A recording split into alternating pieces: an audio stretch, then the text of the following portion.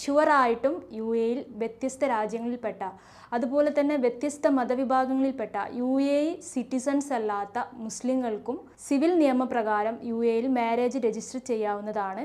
ഇത്തരത്തിൽ marriage register ചെയ്യുന്നതിന് വേണ്ടിയിട്ടുള്ള പ്രധാന കണ്ടീഷൻസ് എന്ന് പറയുന്നത് 18 വയസ്സ് പൂർത്തിയായിരിക്കണം. അതുപോലെ തന്നെ മ്യൂച്വൽ കൺസെൻറ്റ്, രണ്ടുപേരുടെയും സമ്മതത്തോടു കൂടി ആയിരിക്കണം. പിന്നീട് പറയുന്നത് first and second degree relationship ആവാൻ പാടില്ല എന്നുള്ളതാണ്. അതുപോലെ തന്നെ മുമ്പ് ലീഗലി മാരീഡ് ചെയ്ത ആളുകളും ആവാൻ പാടില്ല എന്നുള്ളതാണ്. ഇൻ കേസ് വിഡോ അല്ലെങ്കിൽ ഡിവോഴ്സ്ഡോ ആയ ആളുകൾക്ക് ഡിവോഴ്സ് സർട്ടിഫിക്കറ്റും വിഡോവിന് ഹസ്ബൻഡിൻ്റെ ഡെത്ത് സർട്ടിഫിക്കറ്റും ഹാജരാക്കേണ്ടതാണ്.